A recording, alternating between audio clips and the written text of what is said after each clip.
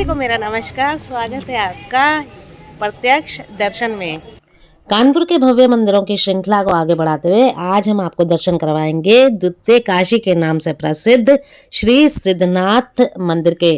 अभी हम आए हैं कानपुर के जाजमऊ क्षेत्र के बीमा अस्पताल तिराहे पे। सिद्धनाथ धाम सुंदरीकरण के अंतर्गत यहाँ भगवान नटराज जी की बहुत ही भव्य प्रतिमा लगाई गई है। साथ ही सिद्धनाथ धाम के कॉरिडोर को भी विकसित किया गया है, जिसका लोकार्पण श्री सतीश महाना जी ने 1 जनवरी 2025 को किया। बीमा अस्पताल तिराहे से जो दाईं तरफ मार्ग जा रहा है वही जाता है श्री सिद्धनाथ धाम।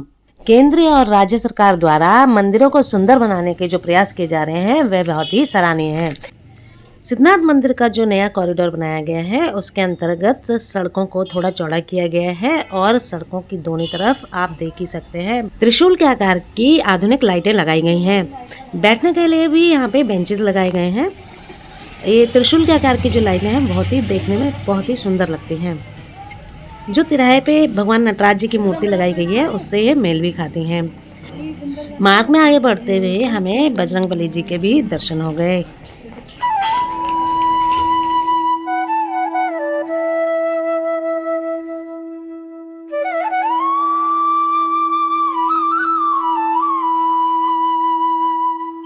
यह है मंदिर का प्रवेश द्वार।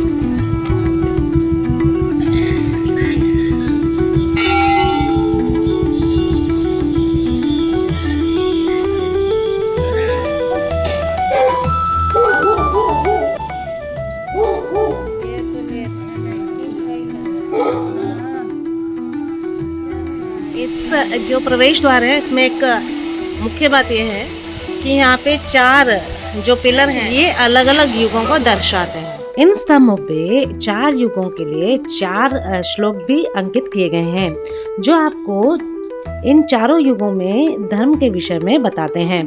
भागवत गीता में भी इन श्लोकों का वर्णन किया गया है।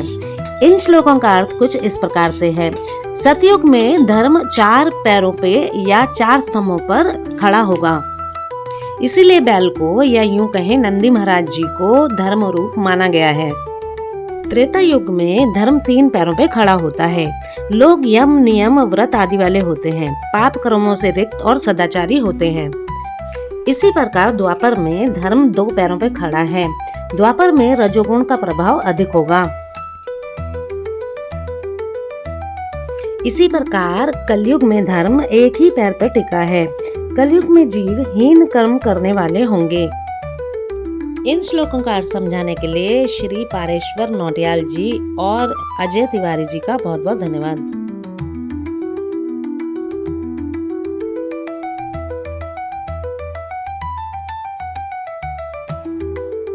मंदिर प्रांगण से सिद्धनाथ जी का शिखर बहुत ही भव्य दिखता है।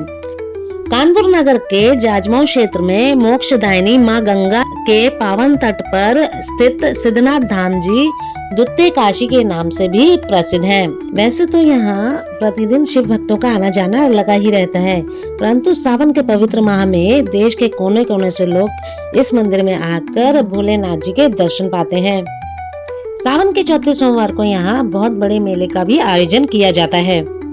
मंदिर के आंगन में ही आपको मंदिर में चढ़ाने के लिए फूल, प्रसाद, बेल पत्र आदि मिल जाते हैं। इस मंदिर का सौंदर्यीकरण का काम चल रहा है। इस मंदिर के इतिहास की बात करें तो माना जाता है यह मंदिर सूर्यवंशी राजा ययति ने त्रेता युग में बनवाया था।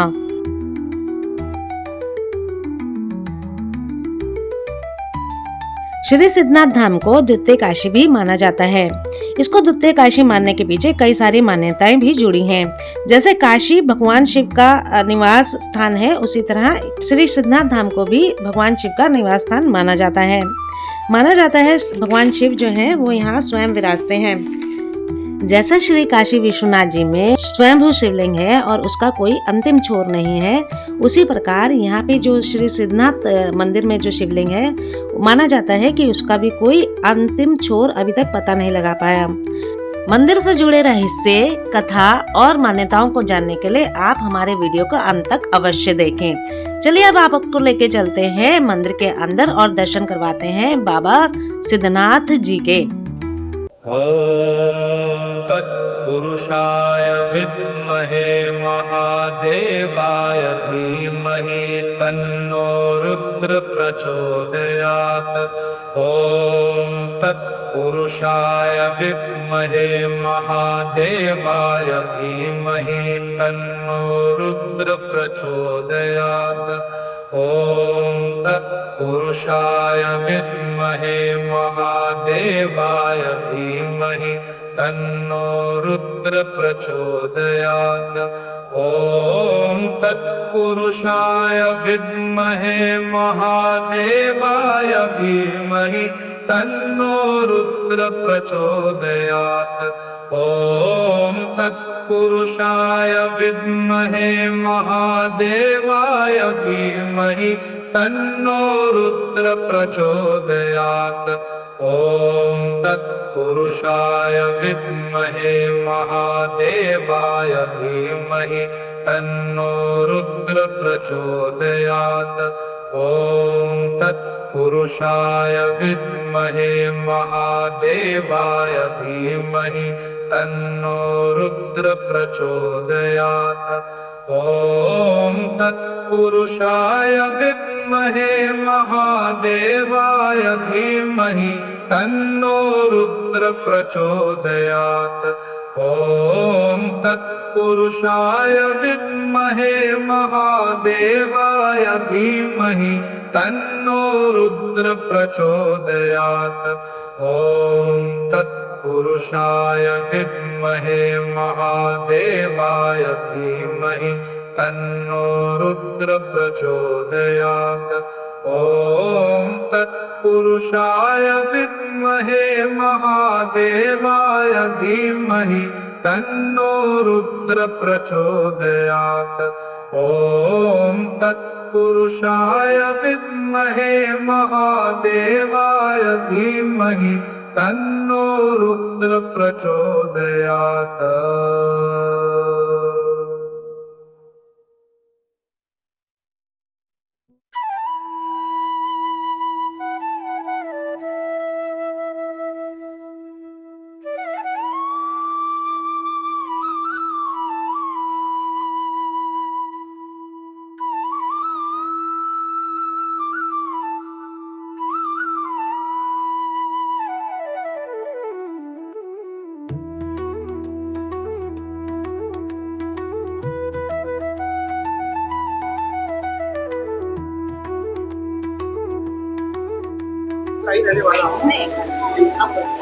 हाँ जी, मैं कानपुर का ही रहने वाला हूँ और हम लोग बाबा के भक्त हैं। बाबा हमको हर बार यहाँ पे दर्शन के लिए बुलाते हैं। सिद्धनाथ बाबा एक बहुत ही पौराणिक और बहुत महत्व करते हैं हम लोग के जीवन में। बाबा का बड़ा आशीर्वाद है हम लोग के कानपुर वालों के लिए, हम लोग के जीवन में, क्योंकि हम लोग सिर्फ बाबा के ही दिए हुए आदर्शों पे चलना चाहते हैं और उन्हीं की कृपा से हम लोग फल फूल रहे हैं। आपसे ये जानना चाहेंगे कि जो नया कॉरिडोर बनना है, इससे आपको क्या लाभ हुआ है या अच्छा लगा है, क्या हुआ है इससे? नहीं, ये बहुत अच्छा हुआ है। मंदिर में साफ सफाई है और दर्शनार्थियों को बहुत सुविधा हो गई। बहुत अच्छा है, ये देखने में अति सुंदर लग रहा है। पहले बहुत गंदगी लगती थी, अब बहुत अच्छा है।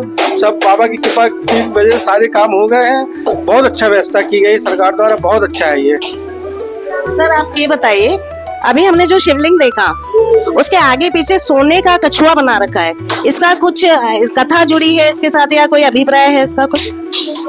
ये जो शिवलिंग है ये इसको द्वितीय काशी बोला जाता है। इसका जो है जो सोने का श्रृंगार अभी बाबा को लगा है, पहले बाबा का सिर्फ अर्घा था और अब ये इसको और सुंदर बनाया गया सोने से। ये भक्तों की बड़ी इच्छा थी कि बाबा और सुंदर लगे, तो उसको कैसे सुंदर किया जाए, तो इसलिए सोने का बाबा के ऊपर श्रृंगार किया गया है। और बाबा का जो छवि है वो अद्भुत है। आप इसको आइए यहाँ देखिए, आपको खुद महसूस होगा कि बाबा अति प्रिय कितने सुंदर लग रहे हैं। आप खुद महसूस करेंगे इस चीज को। मेरा नाम धर्मेंद्र जायसवाल है। आपको बहुत जी धन्यवाद। जय बाबा की। मंदिर का नवीनीकरण का कार्य अभी चल ही रहा है। चलिए अब आपको मंदिर की एक परिक्रमा लेके दिखाते हैं और इसमें जो जो कार्य हुए वो दिखाते हैं और उसके बाद जानते हैं इस मंदिर से जुड़ी कथा और रहस्य के बारे में। यह है मंदिर परिसर का कुआं।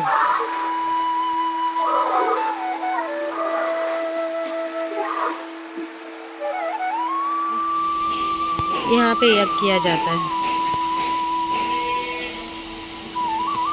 यहाँ नवीनीकरण का कार्य अभी भी चल रहा है, जिसकी आवाज आपको सुनाई दे रही होगी। मंदिर परिसर में भगवान शिव के विभिन्न रूपों को भित्ति चित्रकला के माध्यम से दर्शाया गया है।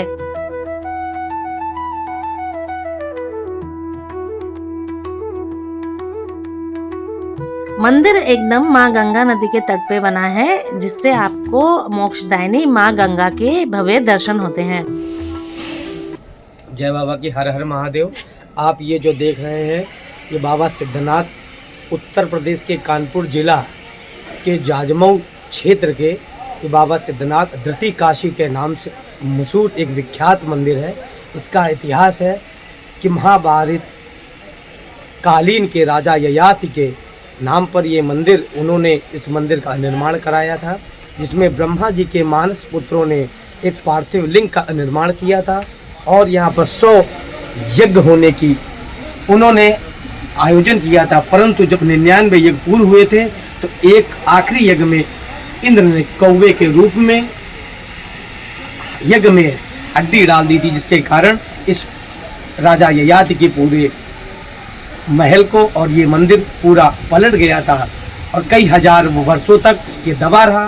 परंतु जैसे जैसे समय बीतता गया यहाँ पर कुछ लोग आके बसे, जिसमें एक चारवाहे की गाय थी, वो अपना दूध इसी मंदिर में आके निकाल देती थी। चारवाहे ने जब गाय का पीछा किया कि मेरी गाय कहाँ पर, ये दूध को, मेरी गाय का दूध कौन निकाल लेता है, जब उसने आके देखा तो गाय एक झाड़ी में खड़े होकर अपना सारा दूध इसी शिवलिंग में चढ़ा देती थी। जब उसने वहाँ पर खोद कर देखा तो एक शिवलिंग का आकार निकला। जब उसने आकार को निकाल कर सभी ब्राह्मणों के द्वारा विधि पूर्वक उनका पूजन किया, फिर धीमे धीमे मंदिर का निर्माण होता रहा और आगे चल के आज ये बाबा सिद्धनाथ के रूप में विख्यात हुए। और यहाँ की ये मानता है कि जो भी भक्त यहाँ पर प्रेम पूर्वक भाव से एक लोटा जल चढ़ाता है उसके सभी कष्टों का निवारण होता है। बाबा उसकी सभी कष्टों का निवारण करते हैं, उसका व उसके परिवार का कल्याण करते हैं, जिससे हम सभी लोग उस कहेंगे कानपुर के उत्तर प्रदेश के कानपुर नामक जिले में जाजमऊ क्षेत्र में यह धृति काशी के नाम से सुविख्यात बाबा श्री सिद्धनाथ का मंदिर है। सब लोग एक बार आके अवश्य इसके दर्शन करें, बाबा की कृपा प्राप्त करें। हर हर महादेव। हर हर महादेव। पंडित जी एक बात और बताइए आप। जी बताएं। हमने सुना है इसका ना अंत है ना आदि ना अंत कहते जी हैं। एक्चुअली क्या था, अभी तक हम लोगों ने भी इस बारे में सुना था, परंतु अभी यहाँ का अर्घा चेंज हुआ था। किसी भक्त ने 20 किलो चांदी और 2 किलो सोने से इस नए अर्घे का निर्माण कराया और हमारी योगी सरकार के द्वारा इस मंदिर का लोकार्पण हुआ। यहाँ पर स्वच्छ रोडें और रोडे में जो बहुत पतली पतली गलियाँ थी उनको चौड़ीकरण किया गया, क्योंकि समय के साथ भक्तों की संख्या दिन प्रतिदिन बढ़ रही है, उनको दर्शन करने में बहुत दिक्कत होती थी। योगी सरकार के द्वारा इस मंदिर का पुनः निर्माण कराया गया और 1 जनवरी सन 2025 को उसका लोकार्पण हुआ, जो हमारे माननीय अध्यक्ष श्री सतीश महाना जी द्वारा और प्रमिला पांडे द्वारा इसका लोकार्पण किया गया। और इसकी ये भी मानता है कि इस जो शिवलिंग है, अगर लोग प्रतिदिन देखिए इसका 4 कलर का रूप होता है। सुबह ये हल्का सा श्वेत दिखेगी, शाम को हल्का सा भूरा, फिर हल्का सा नारंगी, फिर हल्का सा भूरा कलर दिखेगा। ये इसकी मान्यता, जिन जिन भक्तों ने इसके दर्शन किए उनको भगवान की कृपा अवश्य प्राप्त हुई। हमको भी यहाँ पर लगभग 20 साल हो गए नित्य प्रतिदिन दर्शन करते हुए। अगर कानपुर में हैं तो यहाँ पर नित्य प्रतिदिन दर्शन अवश्य करते हैं। जय बाबा सिद्धनाथ, हर हर महादेव, नमः पार्वती पतये, हर हर महादेव। पंडित जी आपका शुभ नाम भी बता दीजिए। पंडित अमित दीक्षित हमारा शुभ नाम है। और हम आपके साथ जो थे उनका शुभ नाम? उनका नाम था पंडित संतोष तिवारी जी। ये लोग, हम लोग कानपुर के ही रहने वाले हैं। और आप यहीं पे पंडित जी जी, हमारा कोई भी पूजन होता है, हमारे जितने यजमान हैं सबका पूजन यहीं पर होता है और पूरी विधि विधान के साथ सबके कष्टों का निवारण होता है। धन्यवाद आपका, बहुत बहुत धन्यवाद पंडित जी। चलिए आपको लेके चलते हैं माँ गंगा के पावन तट पर। ये है माँ गंगा का पावन तट। सावन के माह में माँ गंगा का पवित्र पानी इस मंदिर की दीवारों को स्पर्श करती है, मानो जैसे माँ गंगा का पवित्र जल भगवान शिव के चरणों को स्पर्श कर रहा हो।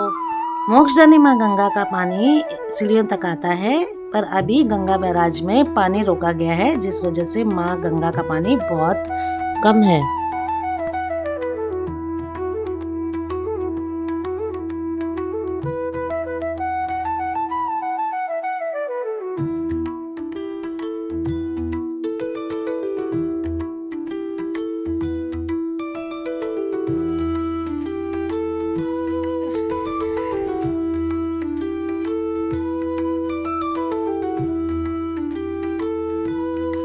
ये पुल लखनऊ के लिए जाता है और ये है जजमाऊ टीला जो आपको दिखाई दे रहा है स्क्रीन पे, और ये है धोबी घाट।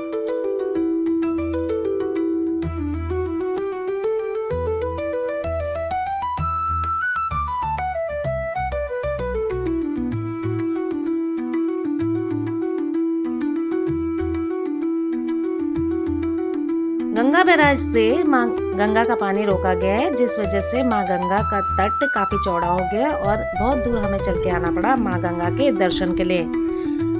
सावन माह में भक्तगणों को गंगा स्नान के लिए इतना नहीं चलना पड़ता। यह पानी मंदिर की सीढ़ियों तक ही आता है, जहाँ भक्तगण स्नान आदि करके भगवान शिव की पूजा अर्चना किया करते हैं। इसमें ऐसे ऐसे करेंगे ना तो ऐसा लगेगा जैसे आप दलदल में धंस रहे हैं। देख सकते हैं यहाँ पे इतना सारा पानी है और बरसात के मौसम में यहाँ तक भी पानी आ जाता है। कहाँ तक? यहाँ तक आ जाता है। चलिए अब मंदिर में आए श्रद्धालुओं से इस मंदिर के विषय में थोड़ी और जानकारी लेते हैं। तो आप यहाँ पे दर्शन करने आए हैं बाबा जी के? हाँ, दर्शन करने के लिए आए हैं। यहाँ पर पे आकर के हमें बहुत ही आनंद प्राप्त होता है। और जैसे कि आप जानते हैं कि इस मंदिर की बहुत मान्यता है और बहुत अच्छा, प्राचीन मंदिर है। अच्छा, मतलब आप बता सकते हैं इससे संबंधित जो कथा है, कौन सी कथा प्रचलित है इससे संबंधित बारे में आप बताना चाहेंगे? हाँ, इसके बारे में मान्यता ये है कि राजा ययाति ने यहाँ पर पे खुदाई कराई थी तो उनको एक शिवलिंग प्राप्त हुआ था। उसी शिवलिंग को यहाँ पर पे स्थापित कर रखा है। ये स्वयंभू हैं और राजा ययाति के ज़माने से, जो कि त्रेता युग के हैं, तो उनके ज़माने से ये मंदिर यहाँ पे स्थापित है। इसकी यहाँ पे काफ़ी मान्यता है। जैसा कि आप देख रहे हैं गंगा के किनारे पे ये मंदिर है और जो यहाँ पे शिवलिंग है उस शिवलिंग का कहते हैं कि कहीं और छोर नहीं है, जबकि इसकी 2 बार खुदाई भी की गई है और लेकिन इसका कोई छोर नहीं मिला है। अच्छा, मतलब खुदाई किसने करवाई? मंदिर परिसर मंदिर वालों ने या फिर जी नहीं, ये गवर्नमेंट की एजेंसी एएसआई जो है उन्होंने इनकी खुदाई कराई थी पता लगाने के लिए कि इसका जो दूसरा छोर है वो किधर है, लेकिन उनको वहाँ पे इसका छोर नहीं मिला है, तो फिर उसको ऐसे ही छोड़ दिया गया। इसको सिद्धनाथ मंदिर को यहाँ जाजमाऊ जो इस एरिया में ये है वहाँ का कोतवाल भी कहा जाता है और कहते हैं कि यहाँ पर आकर के दर्शन करने से और बाबा पे मात्र जल और बेलपत्र चढ़ाने से भक्तों की सभी मनोकामनाएं पूरी होती हैं और दूर दूर से लोग यहाँ पर दर्शन के लिए आते हैं।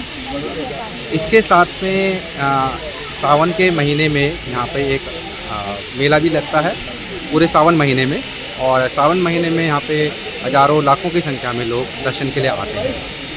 और इसकी जो कथा के बारे में मैं आपको बता रहा था कि राजा ययाति ने इसको यहाँ पे 100 यज्ञ करे थे और कहा जाता है कि उनके 100 यज्ञ पूर्ण होने पर पे इसको काशी का दर्जा मिल जाता, पूर्ण काशी का दर्जा मिल जाता। परंतु जब 99 यज्ञ पूरे हो गए, 100वां यज्ञ चल रहा था, तो कौवे ने हड्डी यज्ञ में डाल दी थी जिससे कि वो भंग हो गया, तो उनके यज्ञ पूर्ण नहीं हो पाए और इसको अब द्वितीय काशी के रूप में जाना जाता है।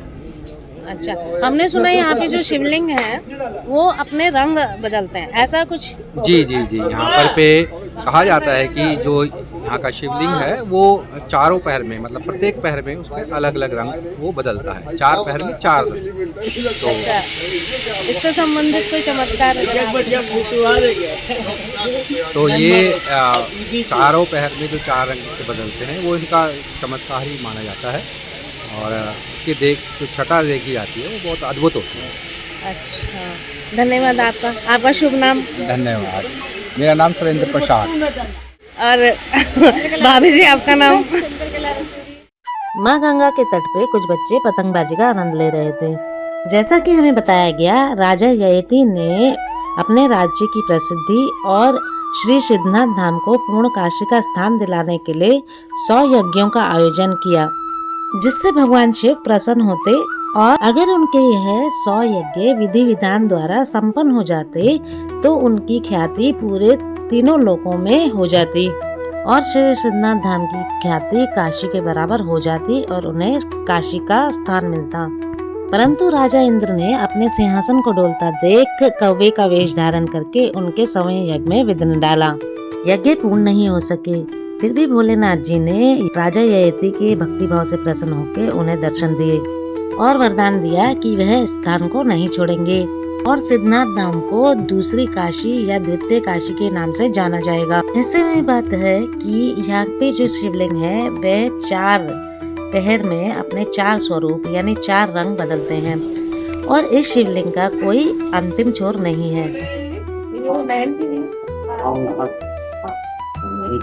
बात करते हैं आप, तो आपको नीलाल पांडे महंगी है नंदीलाल पांडे जी, और इनके दर्द है पैर में, नहीं तो आपको पूरी यहाँ की कथा बता देगा। धन्यवाद।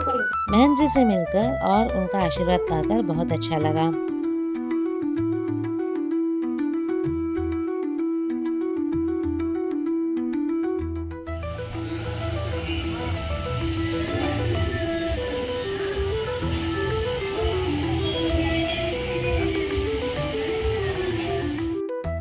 आशा है आपको वीडियो पसंद आई होगी। आज के लिए इतना ही। चैनल को लाइक करें, शेयर करें, सब्सक्राइब जरूर करें। नमस्कार।